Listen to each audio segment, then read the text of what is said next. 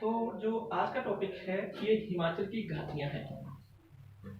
हिमाचल की घाटियों को जाने से पहले आप लोगों को दो तीन चीजें याद रखनी है। सबसे पहली बात ये याद रखनी है कि जो डायरेक्शन का इंडिकेशन है वो आपके लिए इंपॉर्टेंट बन जाता है यहाँ पर, क्योंकि घाटियों में कई ढेर सारी रिवर बहती है और कई बार पूछा जाता है कौन सी घाटी किस रिवर के आस पड़ोस में है।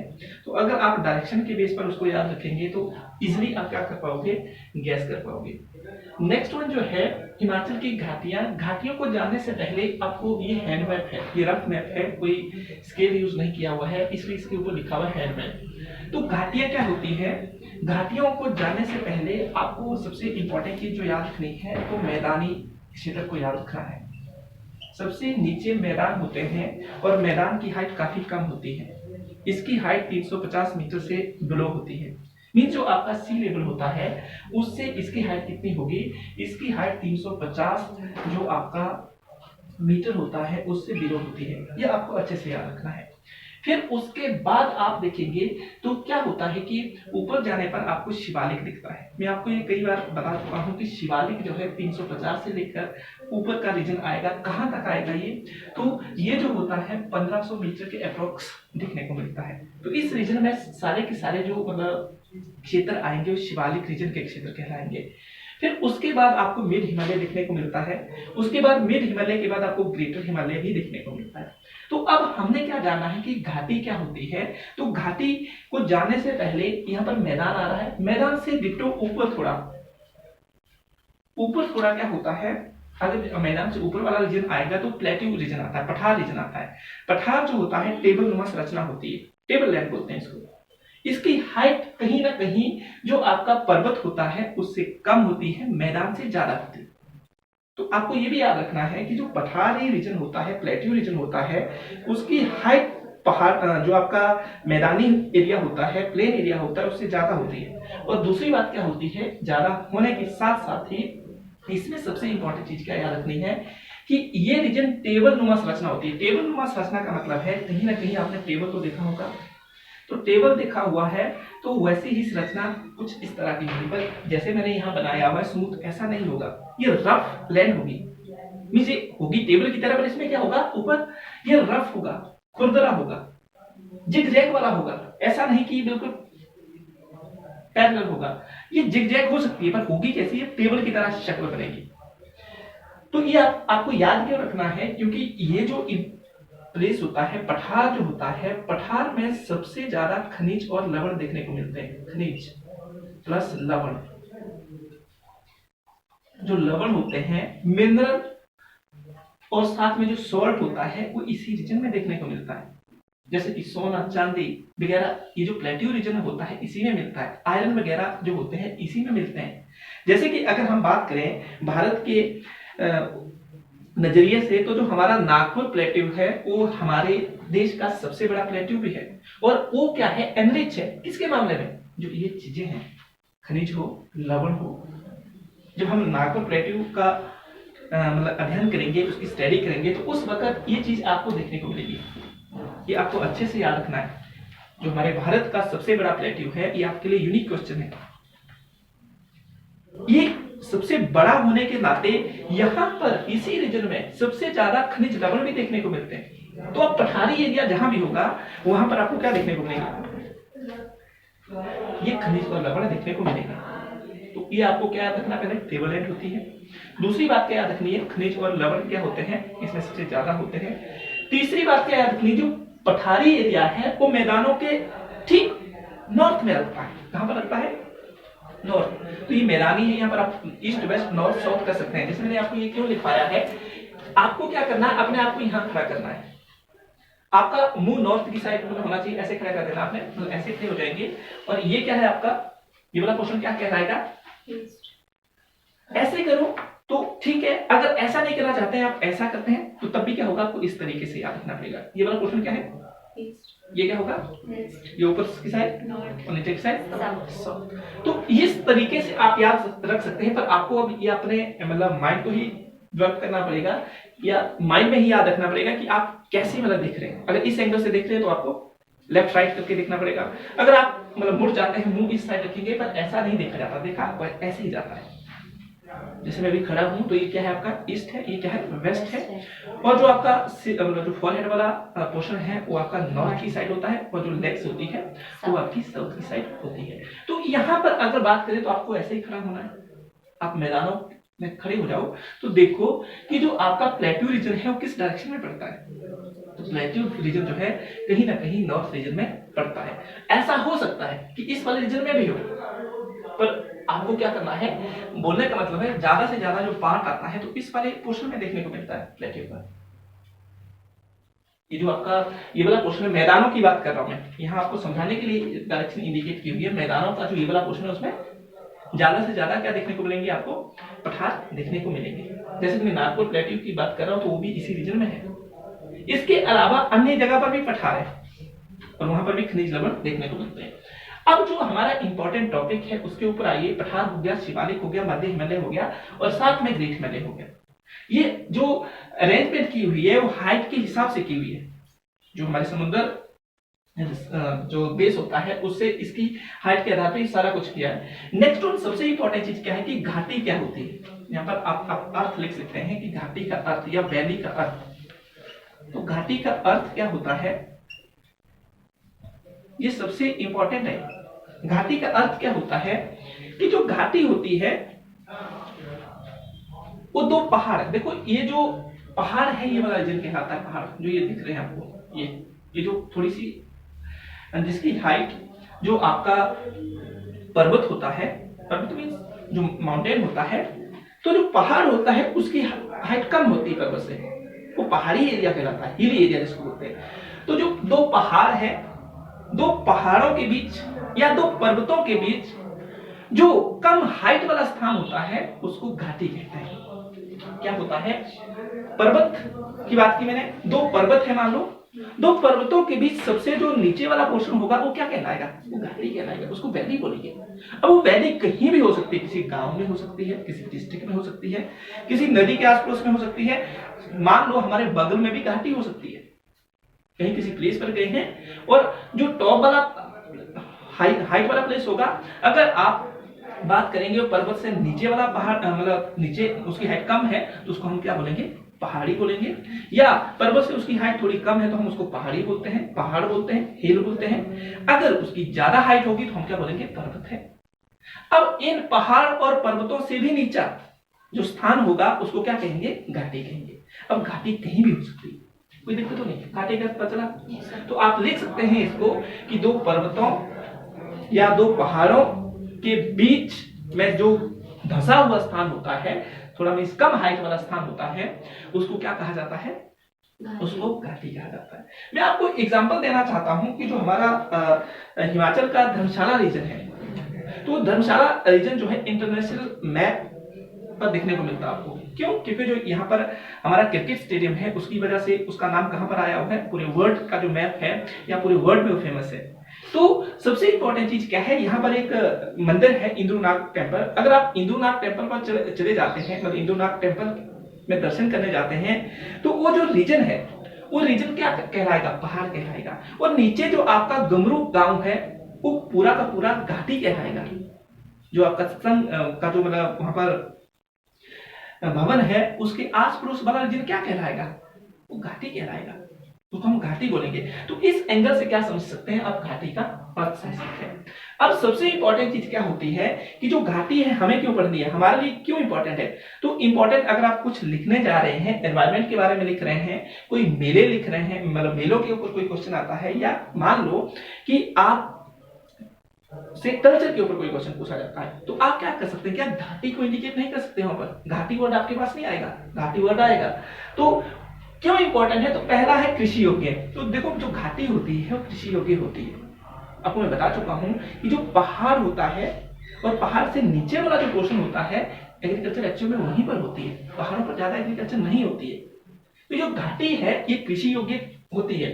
अब घाटी कृषि योग्य क्यों होती है, तो पहली बात इसको यहाँ पर अगर मैं एक बात बता दूं, तो जो घाटी होती है, घाटी पर क्या, घाटी में नमी बनी रहती है, क्या बनी रहती है, नमी होती है। और जिस जगह पर नमी होगी वहां पर वाष्पीकरण भी होगा, क्या होगा, वाष्पीकरण भी होगा, इवेपोरेशन जिसको हम बोलते हैं। अगर जहां पर वाष्पीकरण होगा तो वहां पर वर्षा का स्तर क्या रहेगा, जो वर्षा होती है उसका जो स्तर है वो भी कहीं ना कहीं संतुलित रहेगा।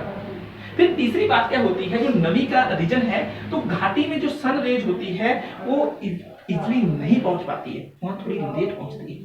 ये आपने देखा होगा, घाटी में सनरेज थोड़ी लेट पहुंचती है। तो ये जो सारी की सारी एक्टिविटी है वो कहीं ना कहीं उस रीजन को कृषि योग्य बनाने में हेल्प करती है। ऐसा नहीं, इसके ड्रॉबैक भी है। ऐसा नहीं कि हर वैली में एग्रीकल्चर ही होगी, ये डिपेंड हाइट पे भी करेगा, और साथ में हाइट के साथ साथ ही दूसरी भी अन्य कई गतिविधियां हैं जो इसको इफेक्ट करती है। पर मुख्य रूप से ये आप याद रख सकते हैं। तो जैसे मैं वर्तमान में बात करूं, यहाँ पर एग्जांपल दे दूं, एक बल्ब घाटी का जो बल्लभ घाटी है वो मंडी में स्थित है, वो हिमाचल की सबसे उपजाऊ घाटी है। ऐसा क्यों माना जाता है? कहीं ना कहीं ये गतिविधियां वहां पर अच्छी रहती है, कोई दिक्कत तो नहीं। तो अगर कृषि अच्छी होगी तो आप इसको कई एंगल से जोड़ सकते हैं। कृषि अच्छी हो रही है तो कृषि के अच्छे होने से क्या क्या होगा? कृषि के अच्छे होने से हमारी जीडीपी बढ़ेगी, हमें रोजगार मिलेगा, रोजगार के साथ साथ ही अन्य कई गतिविधियां बढ़ जाएंगी। और यहाँ पर दोनों टाइप की क्रॉप्स होती है। कृषि योग्य में क्या होगा कि हर एक घाटी में क्या होगी, रबी खरीफ और जायद की क्रॉप्स होगी।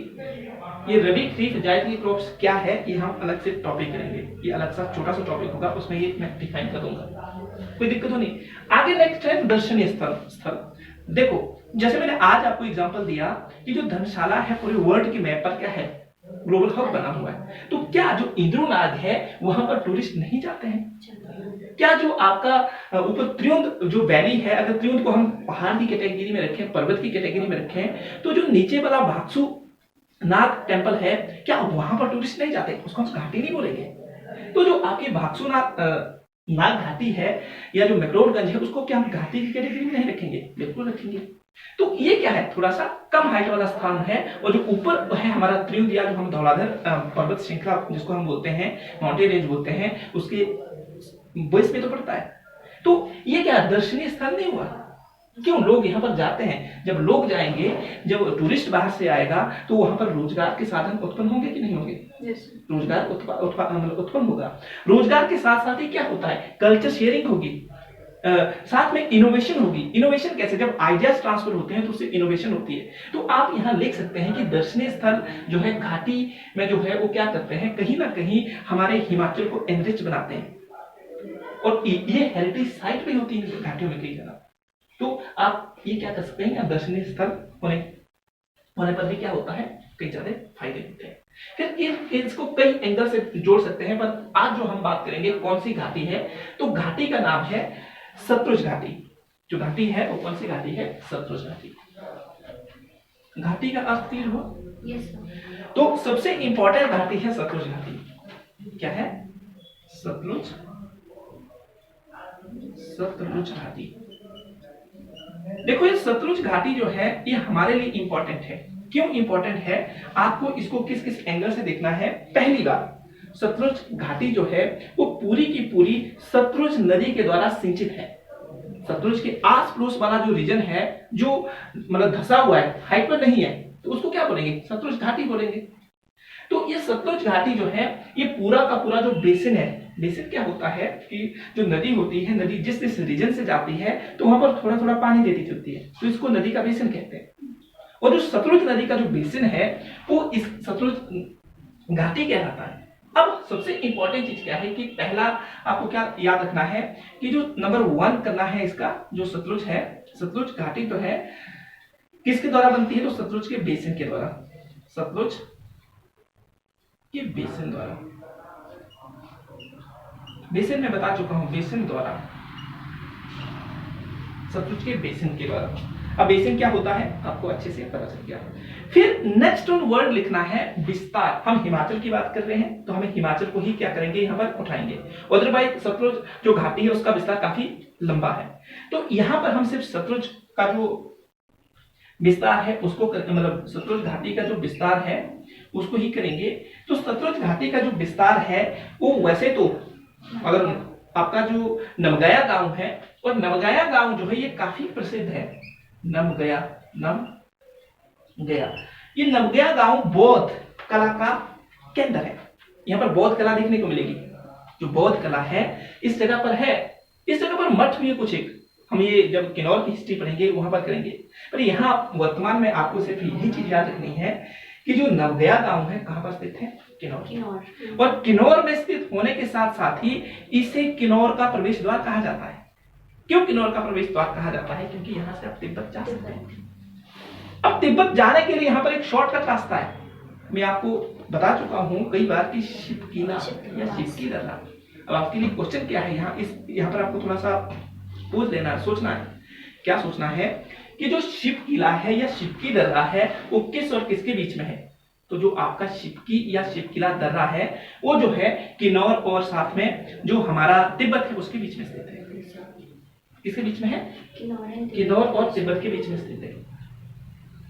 ये आपको बिल्कुल यहाँ पर ध्यान रखना है। फिर सबसे इंपॉर्टेंट चीज क्या है कि यहां से सतलुज नदी का अंदर प्रवेश करती है और आगे बढ़ती है, और इसके आस पड़ोस वाला जो ये रीजन है ये सतलुज घाटी का रीजन कहलाता है। इसी को तो क्या बोल रहे हैं हम? सतलुज घाटी बोल रहे हैं। इसी को तो हम सतलुज वैली बोल रहे हैं। तो बोलने का मतलब है नवगया गांव से एक जगह है नहला, एक जगह है नहला। तो ये नहला जो है हमारा बिलासपुर में स्थित है। कहां पर स्थित है? बिलासपुर में स्थित है। और जो नहला बिलासपुर है, नवगया से लेकर नहला तक सतलुज घाटी का विस्तार है। अगर आप सतलुज घाटी की बात करें तो नवगया गांव से नहला, देखो नहला में क्या हो जाता है, सतलुज का भी अंत हो जाता है और हमारे हिमाचल प्रदेश में सतलुज घाटी का भी अंत हो जाता है। मैं हिमाचल की बात कर रहा हूं, ऐसे तो ये आगे है, आगे भी घाटी मतलब घाटी का रूप लेती है, पर हमारे हिमाचल में इसका विस्तार यहीं तक है। नवगया गांव से लेकर कुछ एक चीजें याद रखनी है कि होंगरोंग घाटी के साथ लगने वाला गांव है। होंगरोंग घाटी तिब्बत के साथ लगी हुई है। इसके साथ ही यहाँ पर आपको 3-4 चीजें और याद रखनी है। जो ये नवगया गांव है और साथ में जो सतलुज घाटी बन रही है, तो सतलुज घाटी में किन्नौर में कुछ एक इंपॉर्टेंट जो प्लेस है या इंपॉर्टेंट साइट है वो याद रखनी है, या कुछ एक अन्य वैली है, सब वैली है, वो भी याद रखनी है। तो इस सतलुज वैली तो बड़ी वैली है। अब वैली के अंदर भी वैली होती है, सब वैली इसको बोलेंगे। तो जैसे बसपा वैली, ठीक है, बसपा वैली, रूपा वैली। आपने अगर मेरा मूवी देखी हुई है तो वहां पर गुज्जर और जो रूपा है उनका मतलब आपने अच्छे से ये जो विवाना मतलब ये अच्छे से सीन देखा होगा। तो ये जो रूपा है, रूपा के नाम से आप रूपा घाटी किन्नौर की याद कर सकते हैं कि रूपा घाटी किन्नौर में है, और बसपा घाटी किन्नौर की सबसे क्या बोलते हैं सुंदर घाटी है। और यहाँ जो बसपा है, बसपा नदी भी है, गांव भी है, घाटी भी है, और इसके आस पड़ोस में एक ट्राइब रहता है सांगला। हाँ, बसपा के आस पड़ोस में बसपा जो घाटी है, सब घाटी मतलब सब वैली है, ये सतलुज बड़ी घाटी है। अब जो बेड़ी होगी उसका फैलाव बड़ा होगा और उसके अंदर छोटी छोटी जो घाटियां होगी उसको क्या बोलेंगे? सब वैली बोलेंगे हम। तो जो बसपा है, बसपा सबसे सुंदर है। सुंदर होने के साथ साथ ही इसके आस पड़ोस में एक ट्राइब रहता है, उस ट्राइब का नाम सांगला है, और कई बार इसी वजह से इसको सांगला वैली भी बोलते हैं। तो अगर आपसे पूछा जाए सांगला वैली कहां पर है, बसपा वैली कहां पर है, होंगरोंग वैली कहां पर है, रूपा वैली कहां पर है, तो ये जो है सब वैली है कहां पर? किन्नौर में। और ये सतलुज घाटी के अंदर आने वाली वैली है। तो ये आपको अच्छे से यहां से क्या करना है, याद रखना है। रूपा बसपा रूपा है, बसपा है, होंगरोंग है, और साथ में जो आपकी बसपा है वहां पर एक ट्राइब रहता है और वो सांगला है। इसी कारण कई बार बसपा घाटी को ही सांगला घाटी भी बोलते हैं। और जो मैंने होंगरोंग वैली बताई, तो होंगरोंग वैली में एक झील है, नाको झील, किन्नौर की एकमात्र झील है, और ये शिमला के साथ लगती है। अगर आप शिमला मतलब मैप में इसको देखेंगे तो ये थोड़ा सा शिमला की तरफ इसका झुकाव है। तो आपको यहाँ से क्या क्या चीजें याद रखनी है? हम घाटियां पढ़ रहे हैं, पर घाटियों के माध्यम से हम हिमाचल की जो इंपॉर्टेंट कुछ एक वैलीज है, इंपॉर्टेंट कुछ एक कल्चर है, इंपॉर्टेंट एग्रीकल्चर के पार्ट है, इंपॉर्टेंट कुछ एक प्रोजेक्ट है, उसको कवर अप करेंगे। जब हम अलग से टॉपिक करेंगे तो वहां पर उसको डिटेल में किया जाएगा, पर इससे आपको क्या होगा, एक आपको इंट्रोडक्टरी पार्ट मिल जाएगा कि नवगया गांव कहां पर है। जब हम इस यहाँ का थोड़ा सा डिटेल करेंगे तो और डिटेल में आपको पता चलेगा। जैसे मैंने आपको बसपा की बात की, बसपा घाटी के ऊपर अलग से एक टॉपिक है, तो वहां पर और डिटेल करेंगे तो आपको ये तो आइडिया हो जाएगा कि बसपा है कहां पर।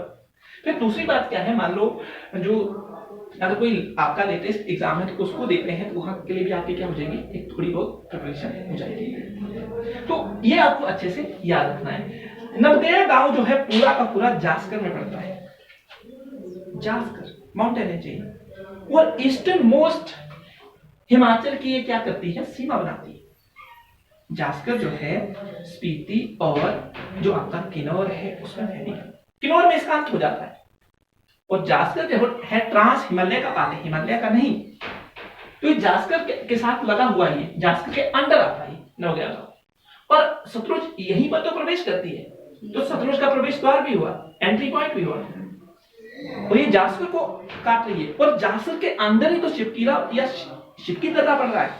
तो आपको यहाँ पर बिल्कुल ही क्या करना, स्टिक होना है। स्टिक क्यों होना है, क्योंकि ढेर सारे क्वेश्चन पूछे जा सकते हैं कि जो आपका शिवकीला दर्रा है किस माउंटेन रेंज के अंदर आता है। या आपसे दूसरा क्वेश्चन पूछा जा सकता है कि जो हांगरंग वैली है किस माउंटेन रेंज के अंदर आती है, या कौन सी वैली है जो तिब्बत के साथ सीमा शेयर करती है, या किस गांव से आप शॉर्टकट रास्ता अपनाकर तिब्बत जा सकते हैं। एक गांव ये है, दूसरा चितकुल है। चितकुल जो है भारत का तिब्बत के साथ लगने वाला अंतिम गांव है और हिमाचल में पड़ता है।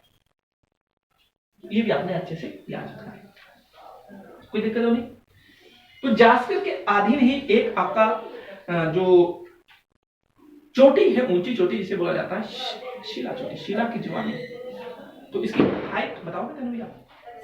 7026। हाँ, इसकी जो हाइट है कितनी है? 7026 ये मीटर में है। कितने में है?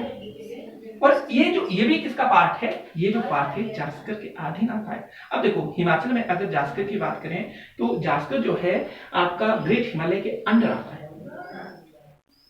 जो ग्रेट हिमालय थोड़ा सा ऊपर है और जो आपका जास्कर है वो नीचे है। और सिर्फ दो जो आपके डिस्ट्रिक्ट है, एक लाहौल स्पीति और साथ में किन्नौर। और अगर लाहौल स्पीति में भी लाहौल अलग दिया हो, स्पीति अलग दिया हो तो स्पीति को ही चुनना है, क्योंकि स्पीति को ही मतलब स्पीति के साथ बाउंड्री बनाते हुए आगे किन्नौर की तरफ बढ़ता है। कोई दिक्कत नहीं। चुप। आगे नेक्स्ट हो नहला। नहला जो अंत होता है, नहला में अंत भी होगा और सतलुज हमारे हिमाचल से बाहर भी चली जाएगी। कहां चली जाएगी? बाहर की तरफ चली जाएगी।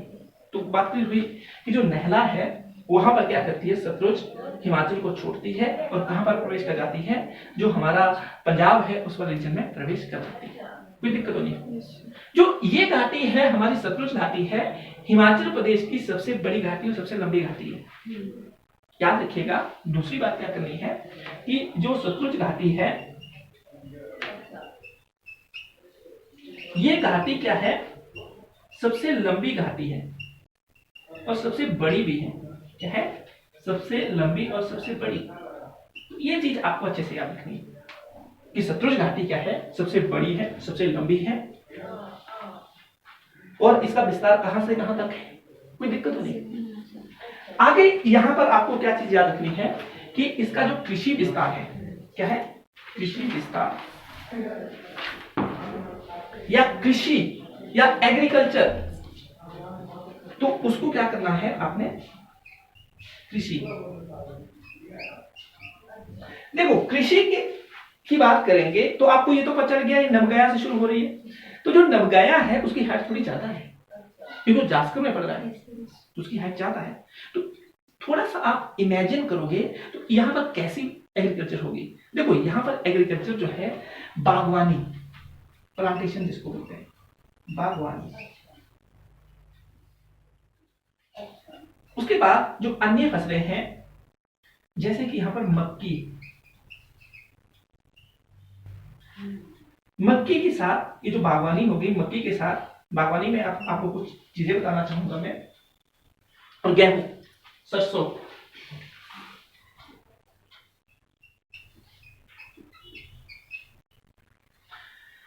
बागवानी में कुछ एक चीजें बताना चाहूंगा मैं, जैसे कि यहां पर चुल्ली की फसल उगाई जाती है। चुल्ली खुमानी की छुट्टी है ऐसे मान के चलो। चुल्ली का तेल को जीआई टैग मिला हुआ। जो चुल्ली का तेल है उसे जीआई टैग दिया गया होगा। अगर आपने खुमानी खाई हुई है तो खुमानी की जो छोटी बहन होगी उसको चुल्ली बोलेंगे। अगर आप अपर हिमाचल में जाते हैं, यहाँ तक कि बनभौर या जो हमारा चुनार रीजन है चंबा का, उस रीजन में जाते हैं तो वहां पर उसको लोकल डायलेक्ट में चीर कहा जाता है। और ये खाने मतलब जब ये इनिशियल स्टेज में होता है, इसका फ्रूट छोटा होता है तो ये ग्रीन कलर का होता है और खाने में खट्टा होता है। मैंने बचपन में काफी चुराई, काफी हम इसको चुराते थे। स्कूल टाइम में हम इसको चुरा कर क्या करते थे, जेब में रखते थे और नमक और मिर्च हमारे जेब में हुआ करता था। तो ये जो फ्रूट है ये देखने में कैसा होता है, ग्रीन होता है। इनिशियल स्टेज में ग्रीन होगा, बहुत छोटा होता है। धीरे धीरे ये जब पकता है अगस्त तक ही पक जाता है। जो अगस्त महीना होता है कहीं बीच में जुलाई में ही पक जाता है, डिपेंड करता है हाइट में। तो जुलाई और अगस्त का जो महीना होता है उसमें ही पक जाते हैं। और पकने के बाद क्या होता है, ये रेड हो जाता है, बिल्कुल रेड हो जाएगा। और ये जो रेड पोर्शन होता है फिर खाने में मीठा होता है और इसके अंदर उस वक्त गुठली बन जाती है। क्या बन जाती है, गुठली बन जाती है। और ये जब गुठली बन जाएगी तो उस गुठली को क्या करते हैं, हम अलग से कलेक्ट कर लेते हैं और जो ये वाला पोर्शन होता है उसको खा लेते हैं। और ये मीठा होता है, काफी मीठा हो गया होता है। कई बार इसको सुखा लेते हैं, इसको मतलब सुखा कर रख देते हैं और जैसे जब बर्फ पड़ती है उस टाइम में जैसे अमचूर का मतलब पेस्ट बनाया होता है वैसे इसका पेस्ट बना लिया जाता है, या इसको वैसे ही रख लिया जाता है। जब चटनी बनाई जाती है उसमें इसका यूज किया जाता है, जो मतलब बाहर वाला पोर्शन है। और जो अंदर वाली गुठली होती है उस गुठली में भी अंदर अगर आप उसको तोड़ोगे तो बादाम की तरह आपको मतलब गिरी देखने को मिलेगी। पर ये जो गिरी होगी ये कड़वी होती है, मीठी नहीं होती, खाने में खुमानी की मीठी होती है, इसकी कड़वी होती है। तो इसको फिर क्या किया जाता है, सुखाया जाता है। सुखाने के बाद इसको पीसा जाता है, इससे तेल निकाला जाता है। तो इसको क्या बोलेंगे, चुल्ली का तेल। अब ये चुल्ली का तेल हमारे लिए क्यों इंपॉर्टेंट है, इसमें फैट नहीं होता, इसमें फैट कम होता है। क्या होता है, फैट कम होता है। अगर आप इसको खाएंगे तो फैट मतलब फैट की दिक्कत नहीं होगी, ज्यादा फैट नहीं होता है।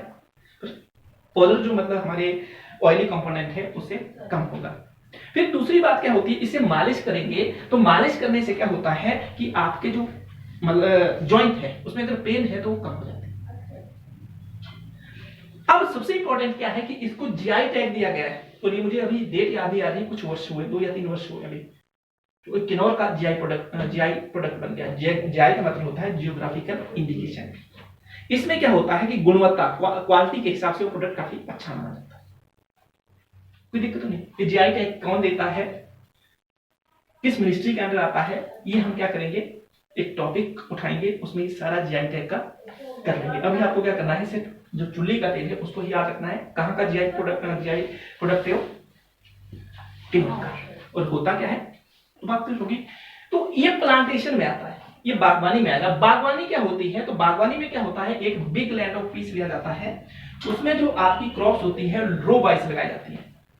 ये जो बागवानी कृषि है इसी को कई बार प्लांटिंग एग्रीकल्चर कहा जाता है। जैसे कि आपका सेब का बगीचा, खुमानी का बगीचा, उसके बाद जैसे लीची का बगीचा, या रबर की खेती, या कॉफी की खेती, या टी की खेती, ये सारी की सारी बागवानी के अंदर आती है। और ये प्लांटिंग एग्रीकल्चर का टाइप है। एग्रीकल्चर के कई टाइप होते हैं, उनमें से एक टाइप में बता रहा हूं। तो ये बागवानी की खेती कहां पर की जाती है, जो हमारा ये सतलुज घाटी है, जो किन्नौर की बात कर रहा हूं मैं, नवगया गांव, और साथ में आगे जब आप रामपुर की साइड आते हैं तो उस रीजन में ये देखने को मिलता है। इसके अलावा यहाँ मक्की उगाया जाती है, गेहूं उगाया जाता है, सरसों। यहां तक अगर आप रामपुर रोहड़ू वाले रीजन में आते हैं तो वहां चावल भी उगाए जाते हैं।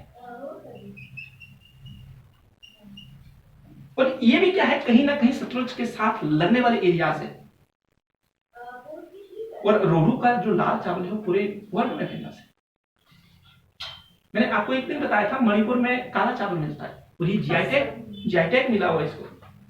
तो यहां पर आपको चावल के बारे में स्पेसिफिक होना है कि रोहड़ू के आस पड़ोस वाले रीजन में जो चावल मिलता है वो कैसा है, लाल है। और पूरा का पूरा जो ये चावल है जब आप बनाएंगे तो ये लाल ही दिखेगा। जैसे हम मीठे चावल बनाते हैं जब धाम में, तो उसमें क्या होता है, कलर डालना होता है, पर वहां कलर डालने की जरूरत ही नहीं पड़ेगी।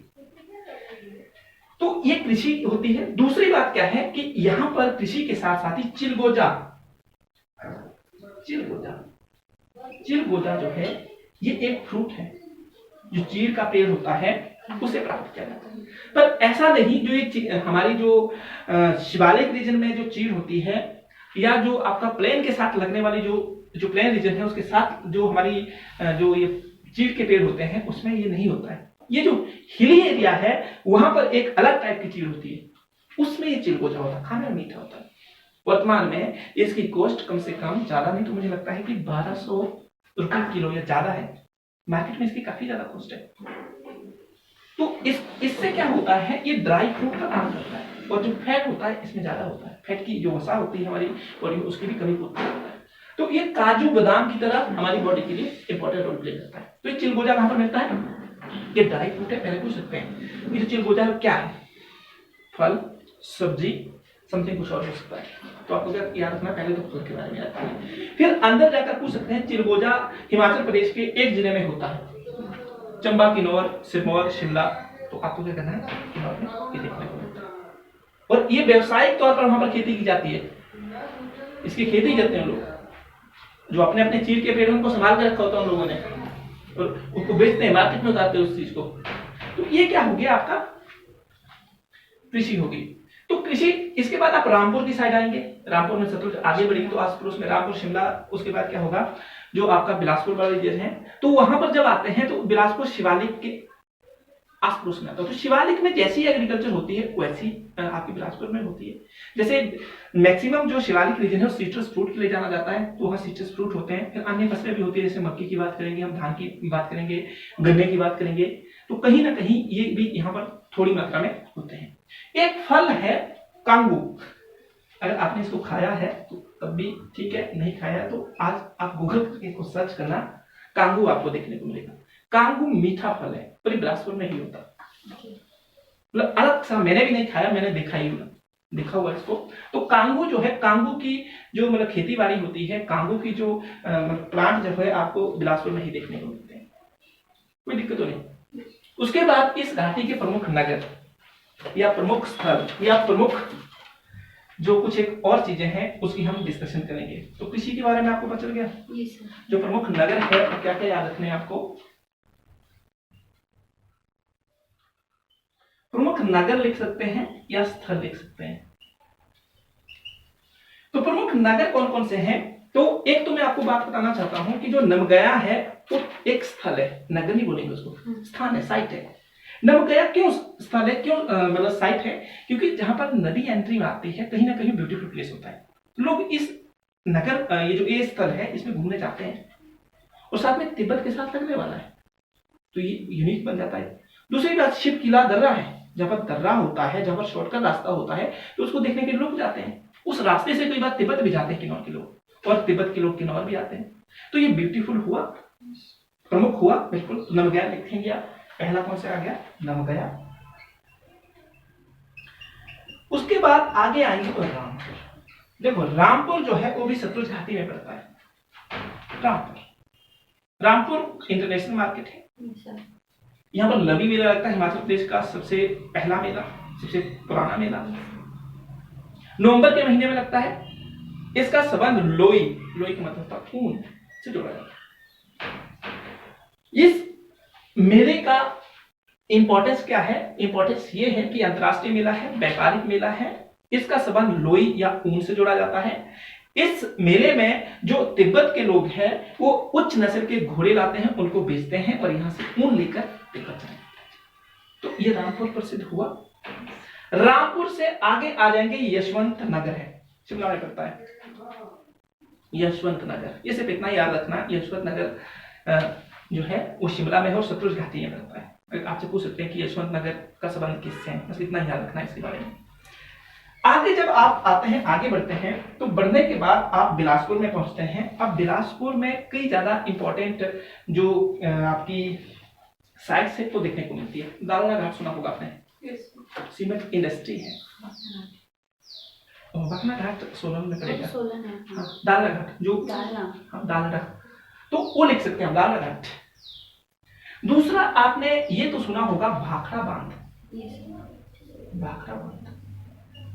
अब ये भाखड़ा बांध जो है ये भी सतलुज घाटी में पड़ता है। कहां पर है, सतलुज नदी के ऊपर है। किस क्या बोलते हैं डिस्ट्रिक्ट में है, बिलासपुर में।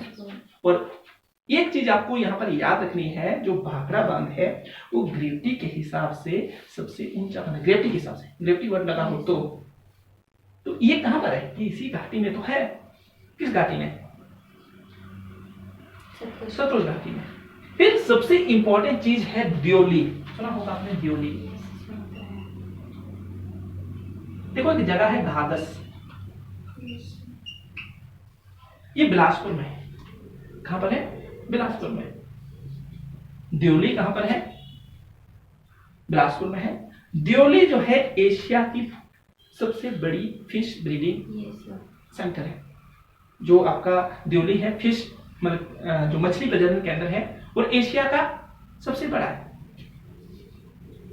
सोच सकते हैं वो हमारी सतलुज घाटी में और बिलासपुर में। बिलासपुर में कहां पर? घाघस एक जगह पड़ती है।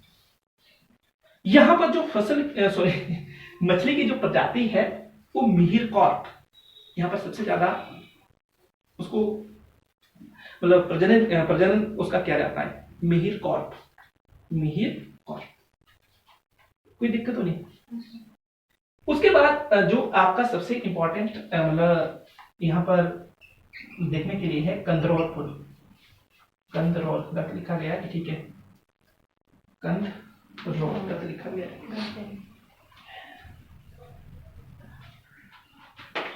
तो कंदरौल जो पुल है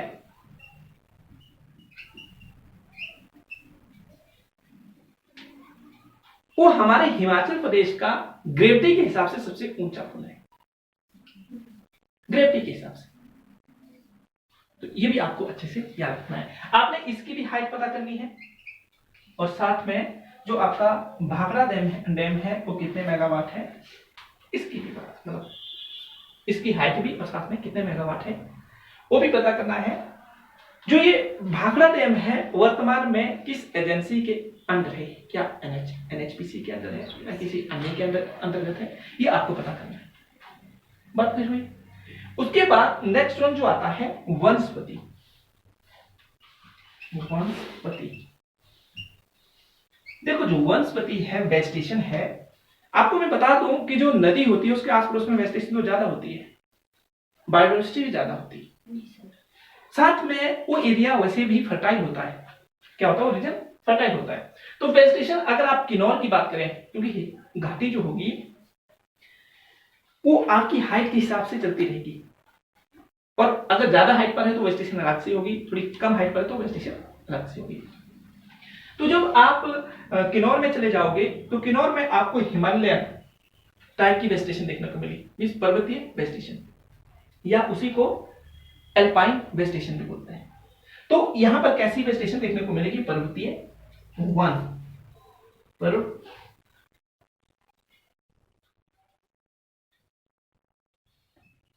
पर्वतीय वन। अब पर्वतीय वन में जब भी बात आएगी तो आपको ये सोच लेना है, जैसे देवदार, जैसे कि चील, जैसे कि तोस, रे आपने देखी हुई तो अच्छी बात है, नहीं तो अगर आप मनाली विजिट किए हैं तो वहां पर ये तोस, रे, चील, जंगली चील, ये वाली चील नहीं जो शिवालिक में उठती है, वहां पर अलग से चील होती है। और इस चील से ही क्या होता है? चिलगोजा निकलता है, इसी से बिरोजा, जो बिरोजा होता है वो भी निकलता है। बिरोजा अगर आपने नहीं देखा हुआ है तो आप बिलासपुर बिरोजा फैक्ट्री है, जो बिलासपुर रीजन है वहां पर बिरोजा जो मतलब कलेक्ट किया जाता है, उससे जिसके लिए इसका यूज होता है वो बनाया जाता है। तो बिरोजा भी चीड़ के पेड़ से ही निकलता है, जो पाइन का ट्री बोलते हैं उससे ही प्राप्ति होती है। तो आपका जो चीड़ है, देवदार है, तोस है, बन वैसे बान का पेड़ बोलते हैं जिसको, अगर शिमला गए हैं आप यूनिवर्सिटी तो उस रीजन में ये बान के ट्री देखने को मिलते हैं। तो ये जो है पर्वतीय वेजिटेशन है, हिमाचल की बात कर रहा हूँ। ऐसे ही हिमालय वाले रीजन में अलग अलग आपको वेजिटेशन देखने को मिलेगी। उसके बाद पर्वतीय वन में दूसरा आता है भोजपत्तर। जो भोजपत्तर है ये पुराने समय में इसको लिखने के लिए इसका यूज किया जाता था। ऋग्वेद की कुछ एक बातें इन भोजपत्रों पर लिखी गई है, और वर्तमान में भी भोजपत्र का काफी ज्यादा रिलेवेंसी है। जो शादी विवाह होते हैं वहां पर भी भोजपत्र चाहिए होता है। जब डिलीवरी होती है तो उस वक्त जो जंतर दिए जाते हैं वो भोजपत्र में दिए जाते हैं। वर्तमान में भी जो आयुर्वेदा में इसका काफी ज्यादा यूज है, जो हमारा आयुर्वेद है वहां पर इसका काफी यूज है भोजपत्र का। तो ये बान का हो गया। आपको मैंने तोस रे बताया। अगर आपने तोस रे नहीं देखा हुआ है तो ये आप जब मतलब मनाली अगर विजिट करने का मौका मिलता है तो वहां पर इसके पेड़ हैं। और रे रे की जो टॉप वाला पोर्शन होता है वो सड़ जाता है, कुछ समय के बाद सूख जाता है ऊपर टॉप वाला। और सबसे लंबा प्लांट होता है मतलब जो आपका हिमालय रीजन में देखने को मिलता है, सबसे लंबाई वाला होता है, काफी लंबा होता है। तो ये कुछ एक पर्वतीय क्या थी, वेजिटेशन थी। और अब यहाँ पर जो वनस्पति में आपने पर्वतीय वेजिटेशन तो कर ली, और नीचे जब आओगे, जब मतलब आप बिलासपुर में आओगे तो वहां शिवालिक टाइप की वेजिटेशन देखने को मिलेगी, जैसे कि नींबू का पेड़, ठीक है, सिट्रस फ्रूट वाले हैं जैसे जितने भी प्लांट, या जैसे आम का पेड़ या बांस। इस रीजन में नीचे की साइड आओगे तो बांस देखने को मिलेगा। तो ये सारे के सारे जो आपको वेजिटेशन इस घाटी में देखने को मिलती है। उसके बाद जड़ी बूटियां,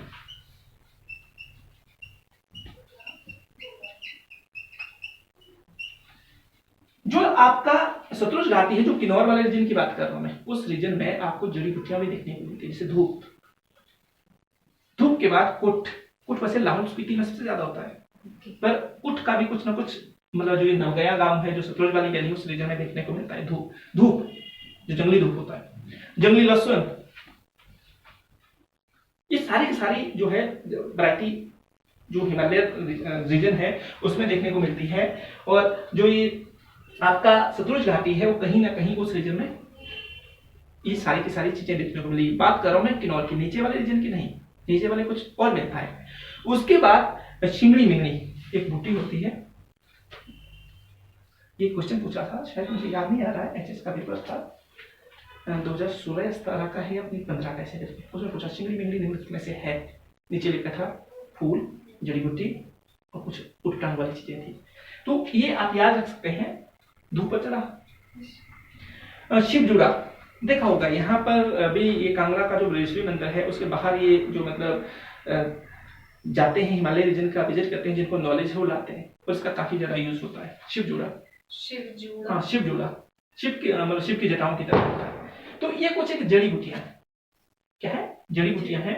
जंगली चाय भी होती है, जंगली चाय मैंने भी इसको मैंने मतलब प्रैक्टिकली किया, जंगली चाय, इसको पीसना पड़ता है, पहले सुखाना पड़ता है, फिर पीसते हैं, फिर डाल देते हैं, और कलर काफी ज्यादा देती है, रेड हो जाएगा बिल्कुल। जो एक्चुअली में पत्ती जब डालते हैं तो उससे उतना रेड नहीं होता, उससे काफी रेड हो जाता है, और जब दूध डालेंगे तो काफी टेस्टी होता है, खाने में काफी अच्छा होता है। जड़ी बूटी का चला। अब जड़ी बूटी के बाद आपको मिट्टी दिखनी है, क्या दिखना है, मिट्टी।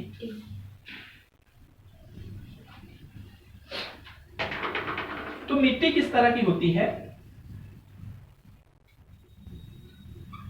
मैक्सिमम जो आपका रिवर बैंक का रीजन होता है या रिवर के आस पड़ोस में जो भी घाटी बनती है वहां पर जलोढ़ मिट्टी या एलुवियल सॉइल होती है। और एलुवियल सॉइल गेहूं चावल के लिए काफी अच्छी मानी जाती है, और ये उपजाऊ होती है। क्या होती है, उपजाऊ होती है। इसमें नाइट्रोजन और फास्फोरस की कमी रहती है, नाइट्रोजन जो फास्फोरस होता है इसमें कमी रहती है। तो यहां पर लिख सकते हैं जलोढ़ मिट्टी।